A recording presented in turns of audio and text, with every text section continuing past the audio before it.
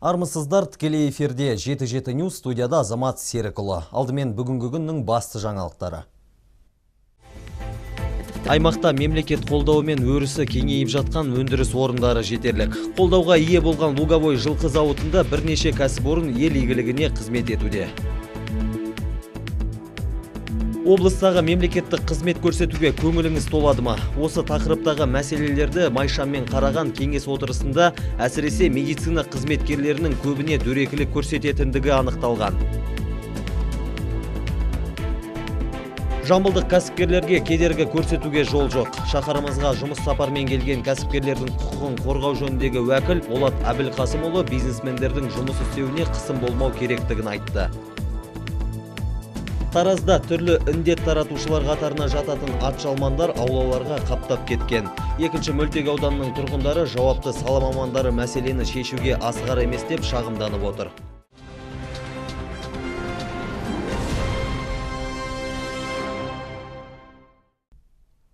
Бүгін Астанада мемлекет басшысы Нұрсұлтан Назарбаевтың қатысуымен Қазақстан Республикасының индустриалды инновациялық дамуының мемлекеттік бағдарламасы 2016 жылдың бірінші жарты жылдық қорытындысы атты кеңес өтті.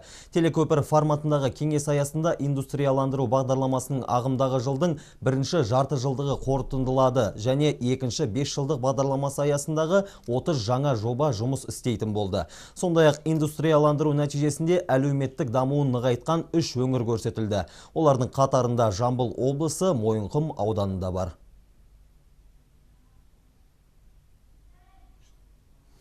Өзгеде жаңалықтар жөнінде Тұрар Рысқұлов ауданында Қазагро қаржы акционерлік қоғамының қолдауына ие болған Луговой жылқы зауыты жауапкершілігі шектеулі серіктестігіне бұқаралық ақпарат құралдары өкілдерінің қатысуымен баспасөз туры өтті. Жамбыл облысындағы ірі ауыл шаруашылығы кәсіпорындарының бірі болып саналатын бұл мекеме 15 жылдан бері табысты жұмыс істеп келеді. Мемлекеттік бағдарламалардың орындалу барысымен және кәсіпорынның тынысымен тілшілеріміз танысып қайтты. Баспасөз турының алғашқы аялдамасы Луговой жылқы зауыты жауапкершілігі шектеулі серіктестігіне қарасты мал азығын дайындайтын цех. Жобаның жалпы құны 435 миллион теңге. Оның басым көпшілігі Қазагро қаржы акционерлік қоғамы арқылы қаржыландырылған. Тәулігіне 360 тонна тауар даярлайтын зауыт толықтай автоматтандырылған. Ағымдағы жылдың наурыз айында іске қосылған мекеме бүгінде жем түрінің 7 түрін дайындайды. Әр малдың түріне байланысты жем шығарамыз бұяқта. Бұда қосылатын витаминдер бар. О витаминдер малдың өсуіне, сүйегін қатаюына және тез салмақ алуына. Бұнда арпа, бидай, шұрот, ұрпақ, тағы да басқа заттар қосылады.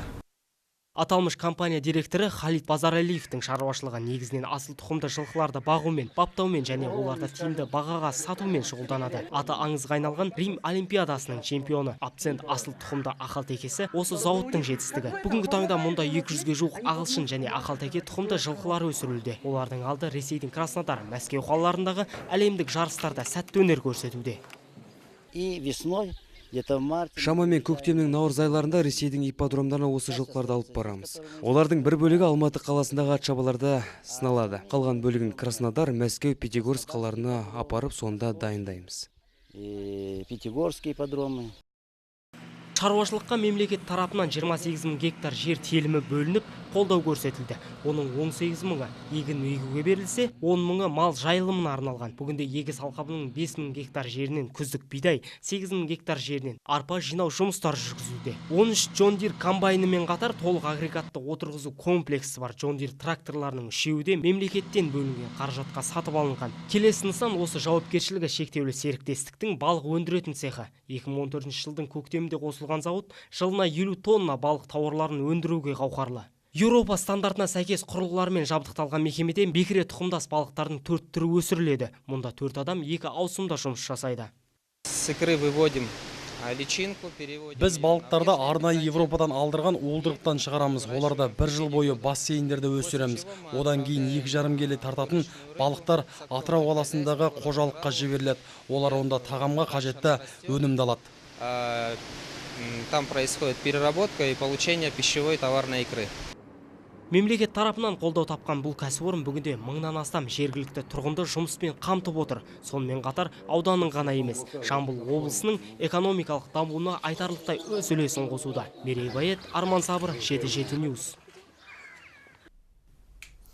4 шілде күні Таразға ұлы дала азаматтары автошеруі келеді. Шара ел тәуелсіздігінің 25 жылдығын атап өтуге және Ұлы Отан соғысы жылдары алғашқы әскери құрамалардың құрылғанына 75 жыл толуына орайластырылған. Аталған кең ауқымды шараның мақсаты мемлекеттілік пен патриоттық сезімді, халық бірлігін, жалпыұлттық құндылықтарды нығайтуға септігін тигізу және қазақстандықтарды мәңгілік ел идеясын ұстануға, Нұрлы жол бағдарламасын жүзеге асыруға шақыру. Сондай-ақ Ұлы Отан соғысы жылдары қазақстандықтардың ерлігі мен батылдығын насихаттау болып табылады. Автошеруге қатысушылар 8 шілдеде елордаға ат басын тірейді. Өзге де жаңалықтарға, Жамбыл облысында медицина саласында кадр мамандары әлі де тапшы. Былтыр өңірде 354 дәрігер маманы жеткіліксіз болса, биыл 91-ге қысқарған. Мұның басты себебі жергілікті жас мамандарға қолдаудың аздығы деп отыр. Бұл туралы бүгін облыстық қоғамдық кеңесінің мемлекеттік қызметтер сапасын арттыру мәселелері бойынша өткен отырысында айтылды. Жүргізілген тексерістер нәтижесінде ауруханаға қызметкерлерінің емделушілерге салғырт қарауы мен дөрекі сөйлейтін жағдайлар тіркелген. Ақ халаттылардың әдепсіздік әдетіне қатысты қоғамдық кеңес мүшелері тиісті шешімдер шығарып, қаулы қабылдады. Сондай-ақ жиында облыстағы халыққа қызмет көрсету орталықтарының жұмыс сапасы да майшаммен қаралды. Келелі кеңеске Ақбота Қайнар қатысып қайтты. Күн тәртібінде өзекті деген 3 мәселе қаралды. Осыдан 9 жыл бұрын алғаш рет Жамбыл облысында халыққа қызмет көрсету орталығы құрылып, онда қызметтің 25 түрі көрсетілгенді. Қазіргі таңда ілгерілеу бар. Ағымдағы жылы 9000-нан астам азаматқа мемлекеттік қызметтің 215 түрі бойынша көмек көрсетілген. Көрсеткіш былтырға қарағанда 50-ден 67%-ға өскен. Бұл электронды қызмет түрін қолдану шеңбері кеңейіп, сапасын артқандығына дәлел. Алайда ауыл аймақ үшін қызметтің бұл түрі әлі де толық дамымаған. Жамбыл облысы жергілікті атқарушы органдарының мемлекеттік қызметтерді электронды түрде немесе азаматтарға арналған үкімет мемлекеттік корпорациясы арқылы көрсету әлеуетінің болуына қарамастан, қағаз нысанда тікелей қызметті берушілермен көрсету үлесі 88,9%-ды құрап, республикалық деңгейде Оңтүстік Қазақстан облысы, Алматы қаласы әкімдіктерінен кейінгі орынға табан тіреген. Халықпен тығыз байланысты жұмыс істейтін келесі сала денсаулық саласы. Сондықтан да аймақтағы медициналық қызмет түрін мамандар сынға алды. Мәселен, бірқатар облыс орталықтарындағы ауруханалардың санитарлық жағдайы. Дәрігер қабылдауындағы кезек тіркеу бөлімінде олқылықтар байқалған. Емханалардың санитарлық жағдайлар жақсы, бірақ Төле би көшесіндегі номер 9-шы емханада сын көтермейді, және желтоқсан 78-де орналасқан емхананың санитарлық жағдайы керемет деп айта алмаймын. Қойылған сұрақтарға орынды және нақтылай жауап берген тек 1-ші және 9-шы емханалар. Ал қалғандары басқа толыққан емес, дөрекі, тақтада жазылып тұр ғой, өз алдына әңгіме айту фактілері кездестірілді. Қалыптасқан тәжірибе азаматтардың мемлекеттік қызметкерлермен тікелей байланысын жоймайды, тек сыбайлас жемқорлықтың алдын алуға бағытталған. Жоғарыда аталған мәселелер жан-жақта талқыланып, мемлекеттік қызмет көрсетудің электронды форматын дәріптеу тапсырылды. Сондай-ақ Бұхараға мемлекеттік қызмет көрсету тәртібін жіті түсіндіру қажет. Жиында сала мамандарына артылған міндеттер осы болды. Қаулы ағымдағы жылдың 20 қазанына дейін орындалуы тиіс. Ақбота Қайнар, Серік Тәжбаев, 7-7 News. Еліміздегі кәсіпкерлердің құқығын қорғау жөніндегі уәкіл Болат Әбілқасымұлы Жамбыл облысына жұмыс сапармен келді. Сапар барысында ұлттық кәсіпкерлер палатасы жанындағы кәсіпкерлердің құқығын қорғау жөніндегі облыстық кеңестің отырысына қатысты. Онда ол өңір кәсіпкерлерін толғандырған сұрақтарына жауап беріп, күрмеуі қиын мәселелерін шешу жолында аянбайтындығын айтты. Толығырақ тілші бейнематериалында.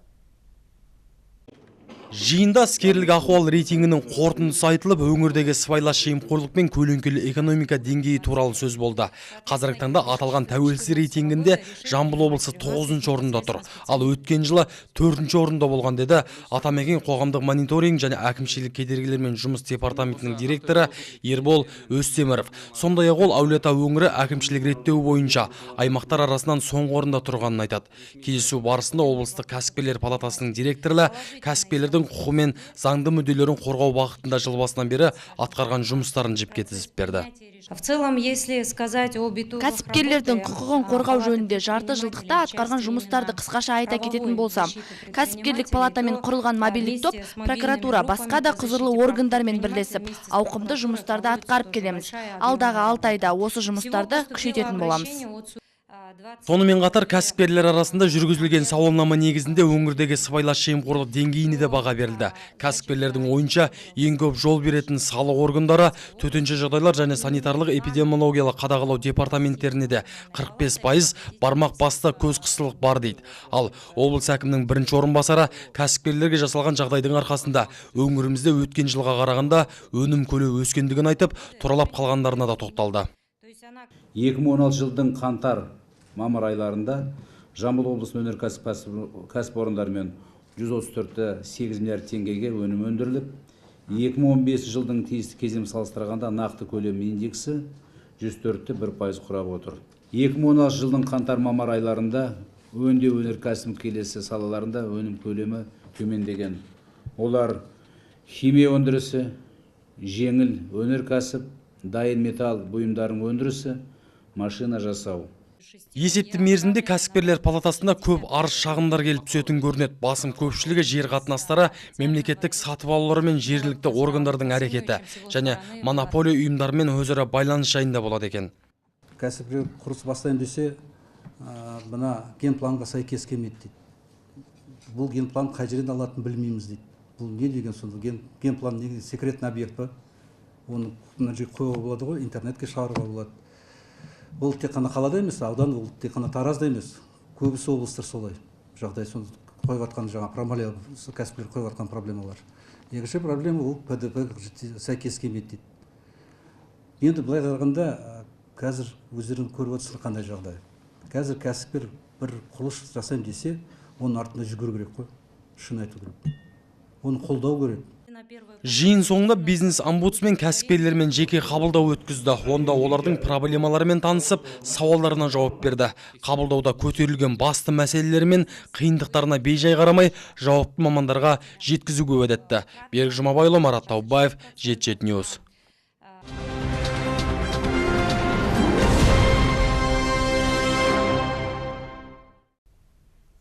Нұрлы жол бағдарламасын жүзеге асыруды бақылау мақсатында құрылған комиссиялар 2016 жылдың 27 маусымында нысандарды толық аралап шыққан болатын.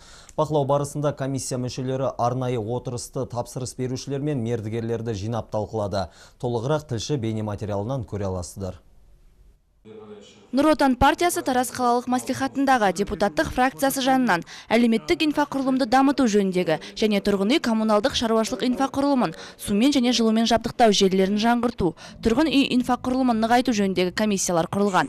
2015-2019 жылдарға арналған мемлекеттік бағдарламасын іске асыруға Қазақстан Республикасының ұлттық қорынан бөлінетін қаражаттың тиімді жұмсалуын бақылау жасауға бағытталған. 2020 бағдарламаның жүріс бағытында сол тірліктің объектілердің қалай орындалуын комиссия болып тексеріп қарап шықтық. Бізде 2 комиссия бар, сол 2 комиссиямен бізде 16 объекті жүргізіп жатыр жұмысы.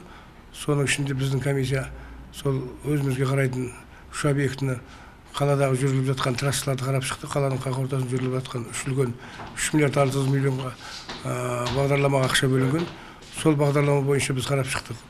Тараз қаласы бойынша нұрлы жол бағдарламасы аясында 16 объектіге бюджеттен қомақты қаражат бөлінген. Аталған нысандарды аралау барысында мына қателіктер орын алған. Салтанат мөлтек ауданындағы номер 30 орта мектептің құрылыс нысанында паспорт ілінбеген. Сондай-ақ нысанның техникалық қадағалаушысының мемлекеттік сатып алу қорытындылары қайтарылса да, құрылыс әлі күнге дейін жүруде. Сүлейменов көшесіндегі магистралдық желілердің құрылысында люктердің беті жабылмай қалып кеткен. Сондай-ақ құрылыс нысаны қауіпсіздік торымен қоршалмаған. Осы Сүлейменов көшесінің соңындағы тұрғын алқабының кәріз желілері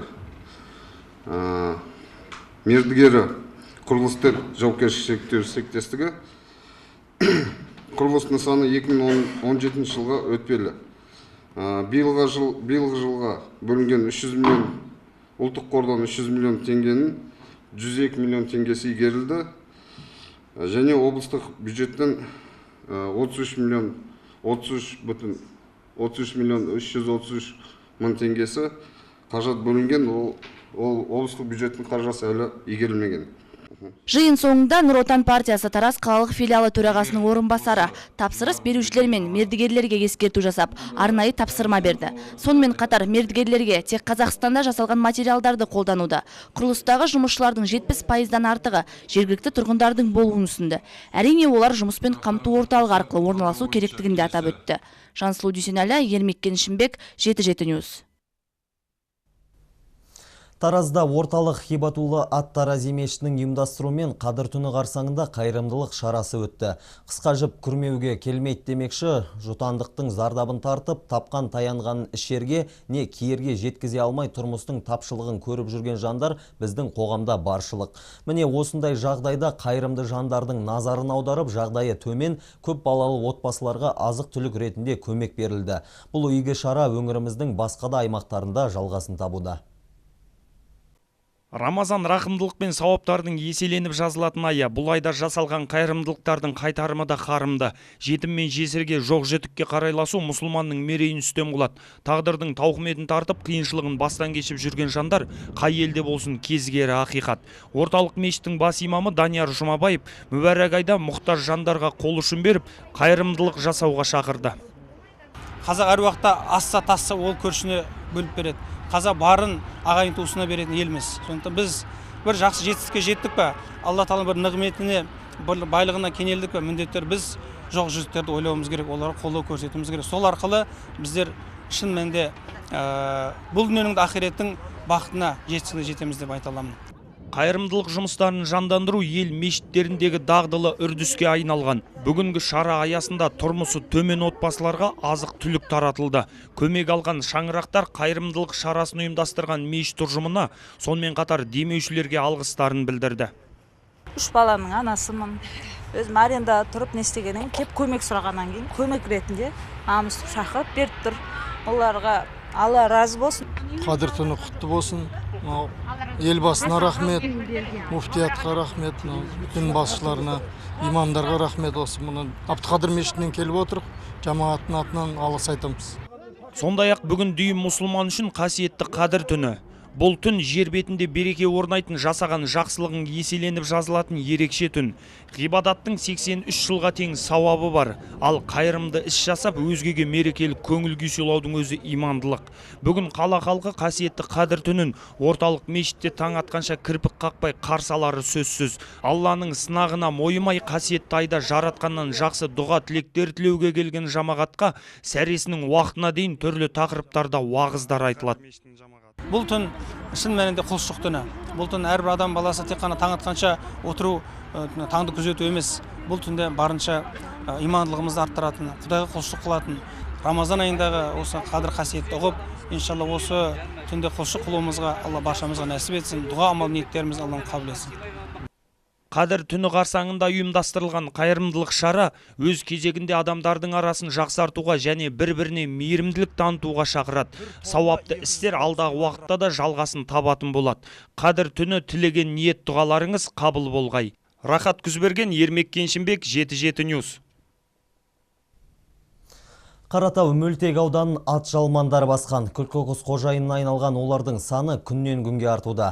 Бұл қоқыстың маңында номері 10-шы Наурыз балабақшасының орналасқанын ескерсек, балалардың өміріне қауіп төндіруі әбден мүмкін. Бұл үшін ата-аналар да алаңдаулы. Тұрғындар бірнеше рет шағымданғанымен еш нәтиже жоқ көрінеді. Мәселенің мән-жайын тілшіміз Дина Али анықтап көрді.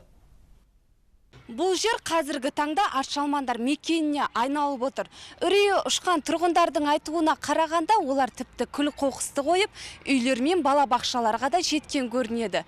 Ескерсек, ат жалман тістеген жағдайда әртүрлі инфекциялық ауруларға шалдықтырады және арты өлімге апарып соғуы мүмкін. Қынжылтатыны ешқандай алдын алу шараларының жүргізілмей жатқандығы. Түрлі індет таратушылар қатарына жататын кеміргіштердің ешкімнен, еш нәрседен сескенетін түрі жоқ. Тұрғындар осы маңда ойнап жүрген балаларына зияны тиме деп қауіптенеді. Тіпті үлкендердің өзі қоқыс маңына жолауға қорқады екен. Дер кезінде еш шара қолданылмағандықтан ат жалмандар бар маңайды жаулап алған. Қоқыс маңында індер де бар. Амалы таусылған жергілікті халық енді үйімізден көшіп кетуден басқа амалымыз қалмады деп шырылдауда. Криса деген есіктің алдында, подъездің алдында ішінде прямо шауып жүр. Кіріп шыққанда криса деген кіріп жорғалап жүреді. Содан кейін мына жерде балалар садикте негізі зиян не. Қолдарын істеп аламашы. Шөптің арасында бала деген ойнайды ғой мына жер беседка. Ана жерде крисалар шауып жүр, кіріп шығып жүр. Мына арықтың бары криса толып жүр.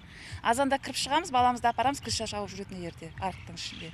Еске салсақ, облысымызда наурыз-сәуір аралығында тендер ойнатылып 16 миллион теңге қаржы бөлінген.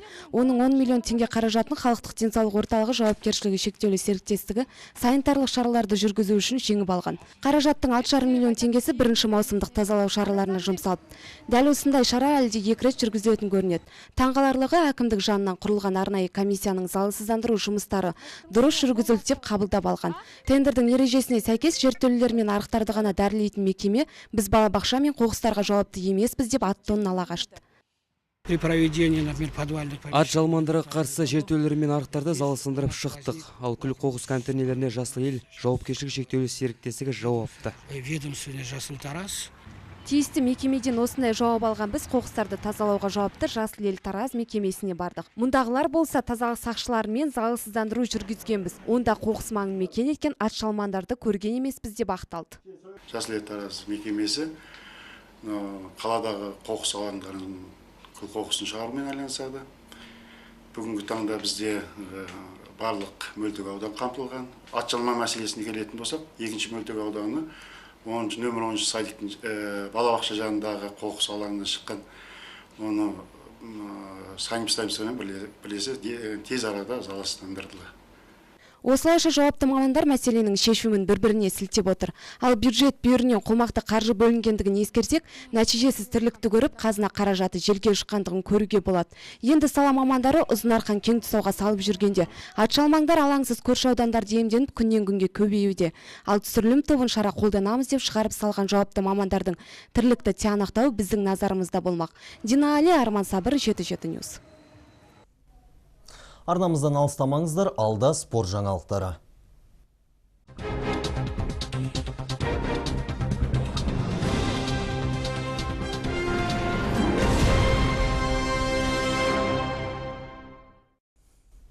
Бүгін облыс орталығында Астана күніне арналған Жамбыл облысы спорт ардагерлерінің облыстық спартакиадасы өтті. Мұнда Тараз қаласы мен аудандардан іріктелген 300-ге жуық ардагер спортшы бағы мен бабын сынасты. Тараз арена спорт сарайында ұйымдастырылған бәсекеде спорттың шағын футбол, қазақ күресі, гіртасын көтеру, арым рестлинг, үстел теннисі, дойбы, жеңіл атлетикасында түрлері қамтылған. Жамбыл облысы әкімдігінің дене шынықтыру және спорт басқармасы қолдауымен жүзеге асырылған сайыстың мақсаты ардагерлерді спортпен жүйелі түрде айналысуға тарту, салауатты өмір салтын және бұқаралық спортты насихаттау болып отыр. Қатысушылардың барлығы естелік сыйлықтарға ие болып, кубок медальдармен марапатталды. Іріктеу туры болды, сода біздің жеңіс командасы ұтып шыққан. Бүгін енді Таразды қаласын абыройын қорғап жатырық. Мына бірінші ойын мен Қордай ауданымен әзірге жақсы 3-0. Өздерінің үлгі ойынымен өздерінің жұмысшыларына тәрбие көрсетіп жатыр оларды. Бүгіндікке келіп түскен жаңалықтар легі осындай. Күн сайын 7-7 Ньюсты жіберіп алмаңыздар. Алда ауа райы болжамы. Жағымды жаңалықтармен жүздескенше.